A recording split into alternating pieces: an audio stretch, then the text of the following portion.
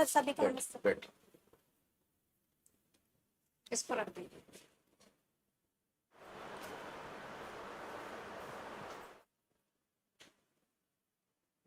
अच्छे से बैठो आराम से।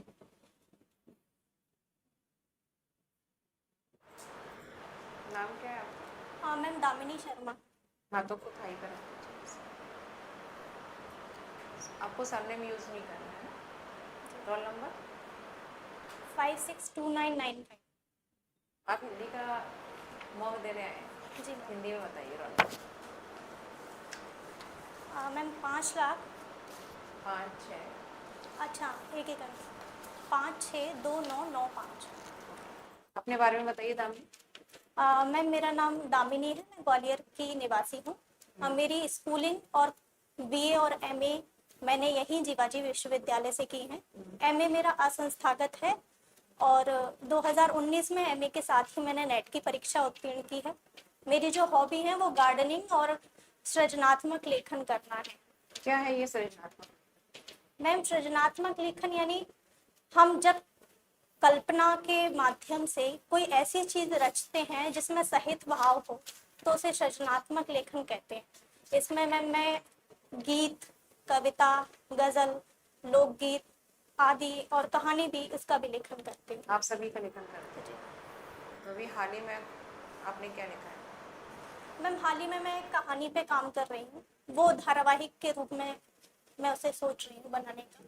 प्रतिलिपि एक मैम फेमस जो है एक स्थान देता है ऐसे लेखकों को, तो वो एफएम के रूप में धारावाहिक जो है मांग करता है, तो मैं उसके लिए लिख रही हूँ कि एक धारावाहिक बन जाए। अच्छा, लोक साहित्य के बारे में जानती हैं?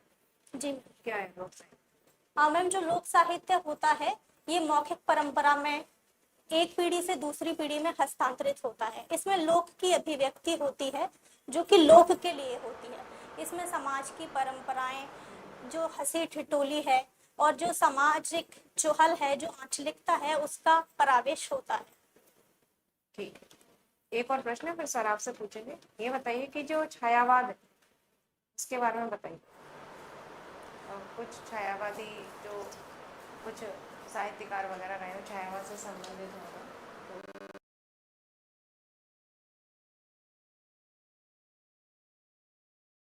देर से बैठे हुए कोई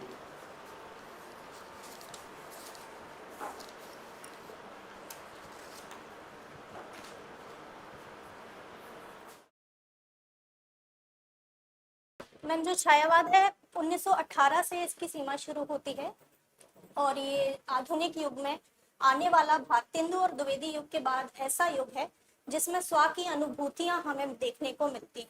इसमें वेदना के स्वर मिलते हैं और साथ ही एक छिपी हुई सांस्कृतिक और राष्ट्रीय चेतना भी मिलती है। इसे 1918 से 36 तक मोटे रूप में विभाजित कर सकते हैं। नगेंद्र ने इसको 38 तक भी माना है। निराला, महादेवी वर्मा जी, जयशंकर प्रसाद जी और सुमित्रानंदन पंत जी इसके 4 स्तंभ कहे जाते हैं। और इन्होंने जो काव्य लिखा वो ज़्यादातर अपनी या स्व की अनुभूति वाला था, जिसमें लोक का एक दर्पण भी था। आपने छायावाद की कवियों के बारे में बताया। जी छायावाद के 4 प्रमुख स्तंभ हैं जिसमें जयशंकर प्रसाद जी को किस नाम से पुकारा जाता है? सर, जो जयशंकर प्रसाद जी उन्हें ब्रह्मा कहा जाता है छायावाद का है और इसी के आधार पर इनको ये संज्ञा दी गई है। कामायनी महाकाव्य है, खंडकाव्य है, आख्यानक गीत है, पद्यात्मक कृति है। कामायनी महाकाव्य है सर। इसमें कितने सर्ग हैं? इसमें सर 15 सर्ग हैं। याद होंगे आपको? जी सर। 15 याद? जी सर। चिंता, आशा, श्रद्धा, काम, वासना, लज्जा, कर्म, ईर्ष्या, ईड़ा, स्वप्न, संघर्ष, निर्वेद, दर्शन, रहस्य, आनंद। तो ये चिंता से शुरू होके आनंद सर्ग तक यात्रा जाती है, प्रवृत्ति से निर्वृत्ति मार्ग की। और हिंदी साहित्य और व्याकरण, इन दोनों में किस में रुचि है आपकी, व्याकरण में या साहित्य में? सर देखा तो मैंने दोनों है, लेकिन रुचि मेरी हिंदी साहित्य में है। साहित्य में ज्यादा है। जी सर। तो हिंदी साहित्य का इतिहास लेखन प्रथम 4 विद्वान ऐसे जो इन्होंने हिंदी साहित्य का इतिहास लिखने का प्रयास किया, लेकिन वो मान्य नहीं हो पाया। ऐसे कोई 4 विद्वान। जी सर। मौलवी करीमुद्दीन का तस्करा-ए शुअरा जो लिखा गया है, उसे पहले हिंदी इतिहास लेखन के तौर पे मान्य नहीं किया गया, क्योंकि इसमें कालानुक्रम का ध्यान नहीं रखा गया। जो तासी का इतिहास है, इसमें भी जो है केवल वर्णानुक्रम पद्धति अपनाई गई और इसमें केवल 72 कवियों, हिंदी कवियों का जिक्र था, जिसके चलते इसको भी वो प्रतिष्ठा प्राप्त नहीं हुई जो ग्रियर्सन और बाद के लोगों को हुई। महेश दत्त शुक्ल जी का लिखा भाषा संग्रह, उसका सही नाम मैं याद नहीं कर, भाषा काव्य संग्रह, उसे भी प्रथम स्थान हिंदी साहित्य में, साहित्य इतिहास लेखन धारा में नहीं दिया गया, जो कि कालानुक्रम का की अभाव की वजह से था। और हिंदी सर अभी साहित्य 3 ही, बोलिए। 3 ही याद आ रहे हैं सर। 3 ही है। आचार्य रामचंद्र शुक्ल का ही इतिहास मान्य किया गया। उससे पहले हालांकि शिव सिंह सरोज को भी मान्य किया गया, ग्रियर्सन के भी उनको मान्य किया गया वर्नाक्यूलर लिटरेचर ऑफ हिंदुस्तान को, लेकिन शिव सिंह सेंगर ने कौन सा लिखा? शिव सिंह सरोज। फिर इसके बाद इतिहास किसने लिखा जो मान्य हुआ? सर इसके बाद नागरी प्रचारणी सभा का हिंदी शब्द सागर की भूमिका में शुक्ल जी ने हिंदी साहित्य का विकास नाम से भूमिका लिखी, जिसे बाद में सर इसे इतिहास के रूप में भी उन्होंने संकलित कर दिया। उसको बहुत प्रतिष्ठा मिली। और कितने भागों में बांटा है ये हिंदी साहित्य का इतिहास? आचार्य रामचंद्र शुक्ल का हिंदी साहित्य का इतिहास कितने भागों में बांटा? सर 4 भागों में। 4 भागों में बांटा। जी सर। तो कौन कौन से भाग हैं? 4। सर आदिकाल जिसे उन्होंने वीरगाथा काल कहा, मध्यकाल जिसे उन्होंने रीतिकाल कहा, सॉरी मध्यकाल जिसमें इन्होंने पूर्वोत्तर 2 दिखाए, भक्ति काल और रीतिकाल। आधुनिक काल जिसे उन्होंने सर 1984 तक रखा। ऐसे 4 इन्होंने विभाजित। इन चारों भागों में से आपको कौन सा अच्छा? सर मेरी 2 रुचियां हैं, पर एक भक्ति काल एक आधुनिक काल, लेकिन ज्यादा मैं भक्ति काल की तरफ अलाइन करती हूँ।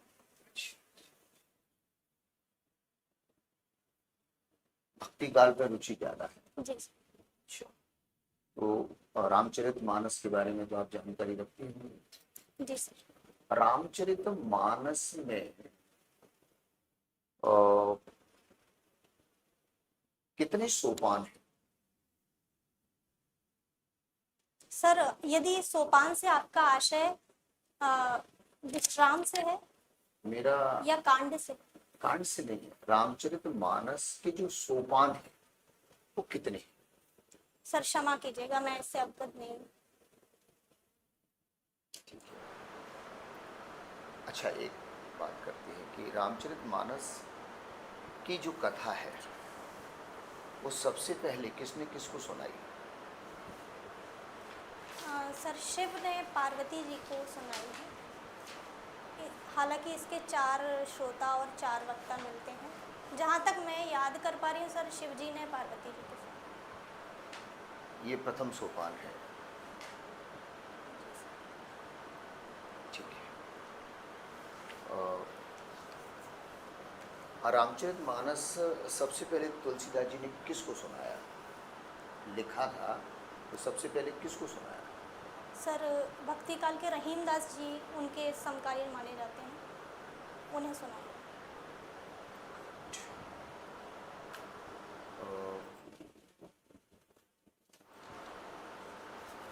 अगर हम बात करें हिंदी साहित्य की, तो हिंदी साहित्य में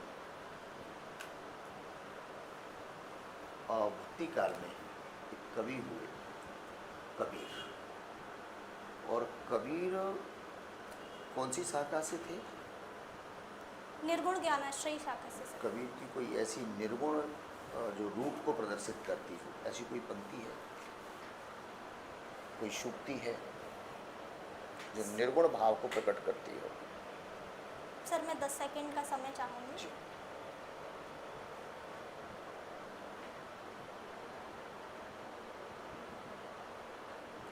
सर सॉरी, अभी अभी मेमोरी में आ नहीं रहा सर। कोई बात नहीं, मैं पूछूं। आ, दामिनी जी, जी जी मैम। आप मुझे अ, भाषा और बोली में अंतर बताएं। मैम जो भाषा होती है ये एक परिष्कृत और संस्कारित अभिव्यक्ति का ऐसा रूप है जिसे हमारी संसद और संविधान ने कहीं ना कहीं स्थान देकर इसका जो स्तर है इसे ऊंचा उठा दिया है। इसमें प्रकाशित साहित्य मिलता है। इसके अलावा मैम इसे संस्थानों की स्वीकृति है और ये राजभाषाओं के रूप में राज्यों में काम करती है। जो बोली होती है ये परिष्करण के स्तर पर उतनी ज्यादा नहीं टिक पाती जितनी भाषा। इसके अलावा बोली का लिखित साहित्य हमें ना के बराबर मिलता है या बहुत अल्प मिलता है। इसके अलावा मैम जो बोली होती है वो मौखिक परंपरा में आगे बढ़ती है और इसको प्रशासन संस्थानों की इतनी मान्यता नहीं होती।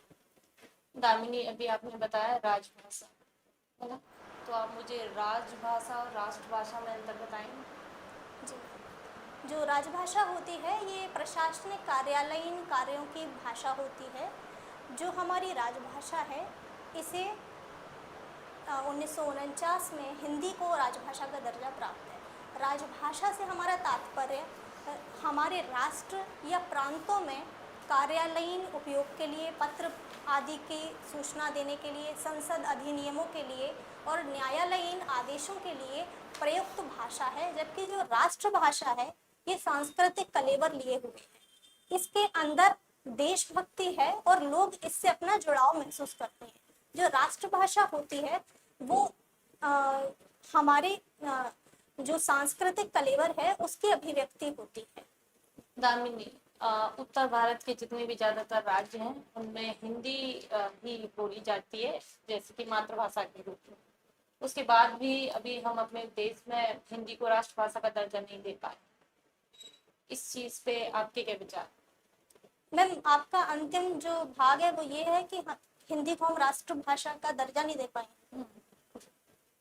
मैम मेरा इसमें विचार है कि जो राष्ट्रभाषा है वो ऐसी होनी चाहिए जो सबसे ज्यादा जनसंख्या द्वारा बोली जाती है। हिंदी बेशक इस शर्त को पूरा करती है, लेकिन जो दक्षिण के राज्य हैं वो ऐसा समझते हैं कि राष्ट्रभाषा टाइटल दे देने से उन पर एक भाषा थोपी जा रही है। चूंकि हम त्रिभाषा सूत्र को अभी तक अच्छे से कार्यान्वित नहीं कर पाए हैं और सभी प्रांतों से सहमति नहीं ले पाए हैं, इसलिए ये एक भाषाई विहलता जो है हमारे देश में ला सकता है।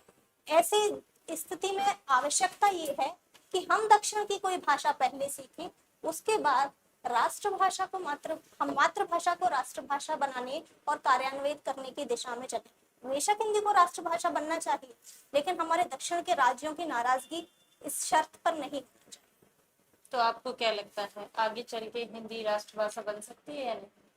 जी मैम बिल्कुल, क्योंकि सीबीएसई ने भी अभी 1 जुलाई से ये रूल कर दिया है कि हमें त्रिभाषा फॉर्मूले को बहुत अच्छे से सीखना है और एक क्षेत्रीय भाषा अलग से सीखना है।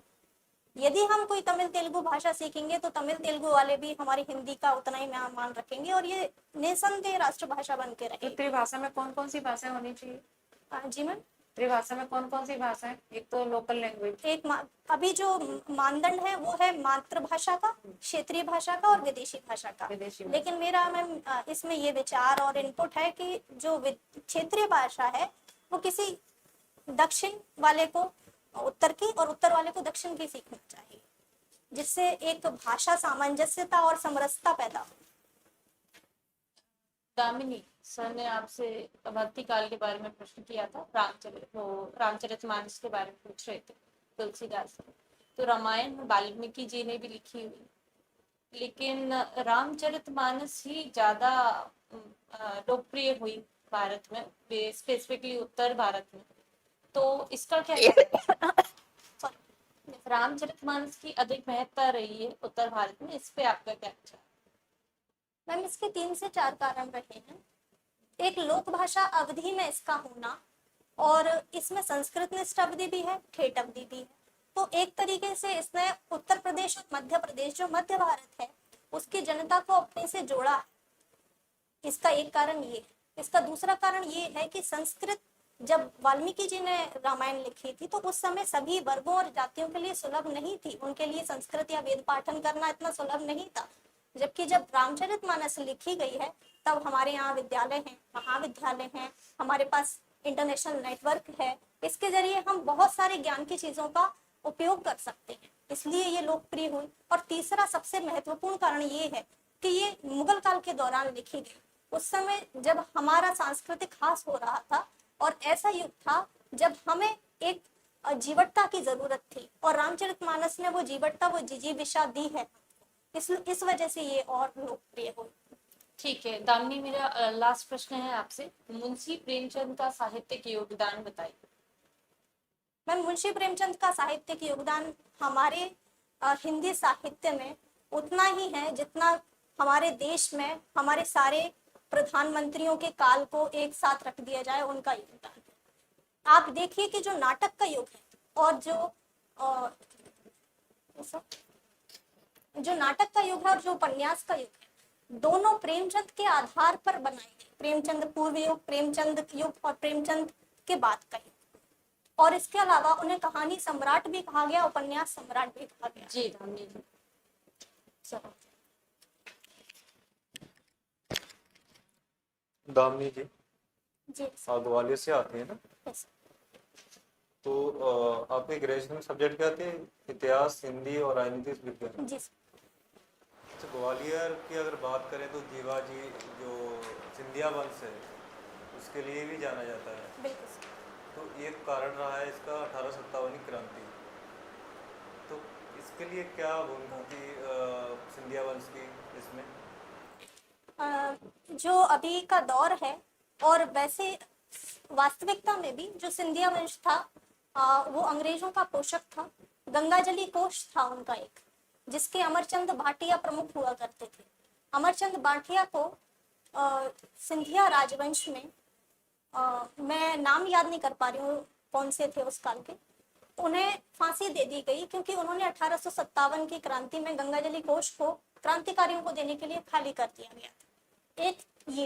एक जब नीमच के बाद मुरार छावनी में 1857 की क्रांति होती है, उस समय सारा जो राज दरबार होता है उसको आगरा के रास्ते सिंधिया राजवंश के राजा भेज देते हैं, क्योंकि 57 की क्रांति में न केवल क्रांतिकारी बल्कि जनता भी उनका विरोध करने लगी थी।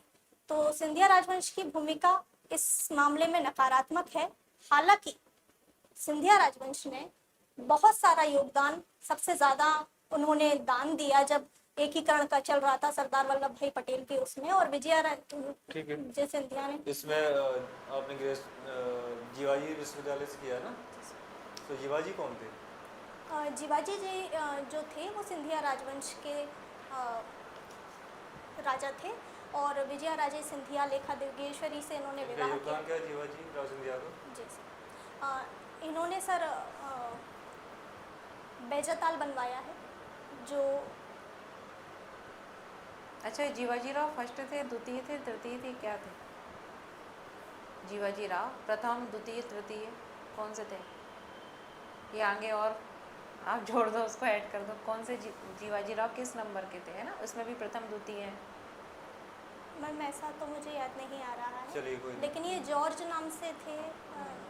आपने एनसीसी भी किया है? एनएसएस किया है सर। अच्छा, एनएसएस है। सर्टिफिकेट क्या मिला? C certificate. कब मिलता है सर्टिफिकेट सी?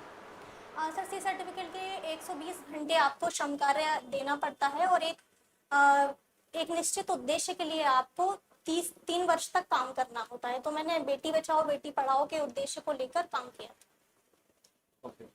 मध्य प्रदेश में जितने भी सृजन पीठ हैं उनकी स्थापना का उद्देश्य क्या है? उनकी स्थापना का उद्देश्य संबंधित व्यक्ति के साहित्य और हिंदी साहित्य का विकास, प्रोत्साहन, संवर्धन और उनका संग्रहण और उन पर शोध करना है।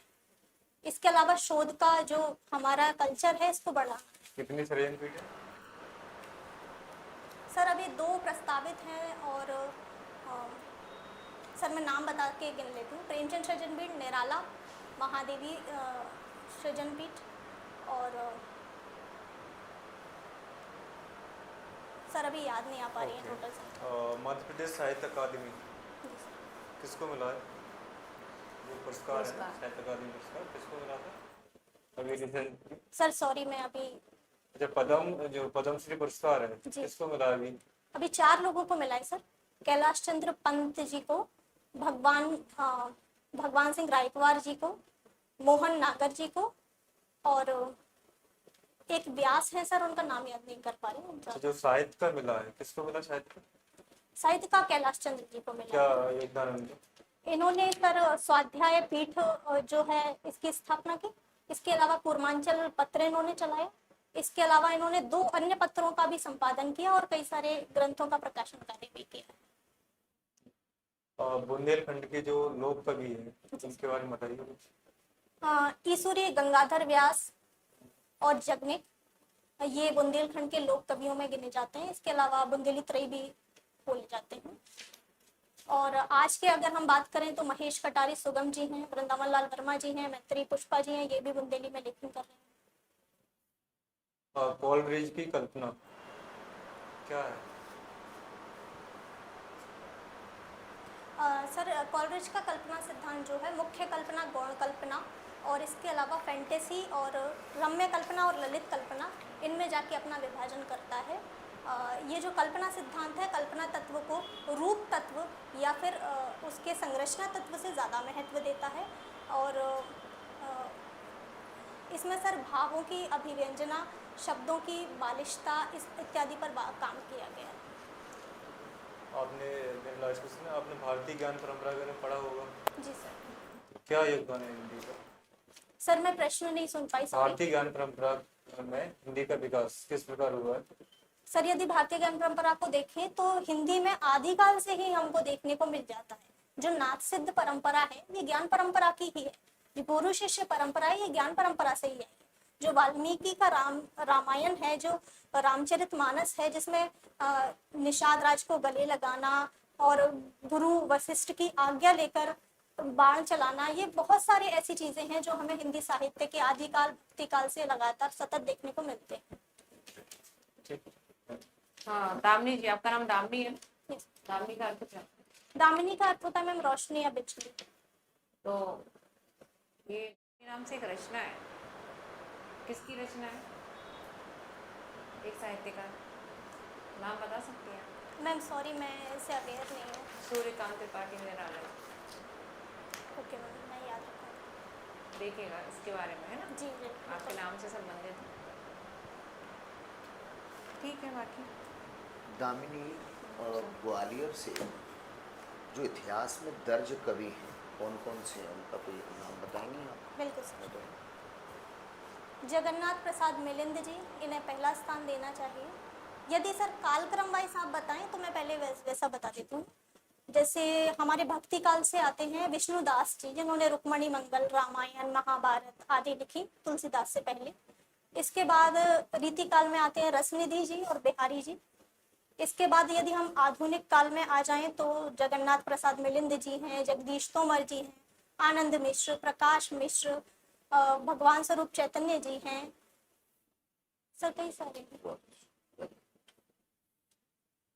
हाँ, बोर्ड टीचिंग के लिए टॉपिक प्रिपेयर कर किया है आपने कि नेक्स्ट बार अगले टाइम करेंगे? मैम कर लिया। कर लिया?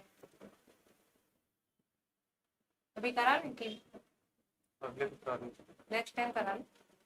ठीक है, नेक्स्ट टाइम क्या तैयार किया?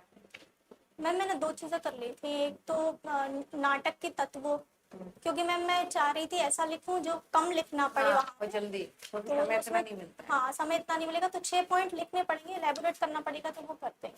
ठीक है, नेक्स्ट टाइम आप ग्वालियर से ही है तो सारे ऑफलाइन देंगे ना?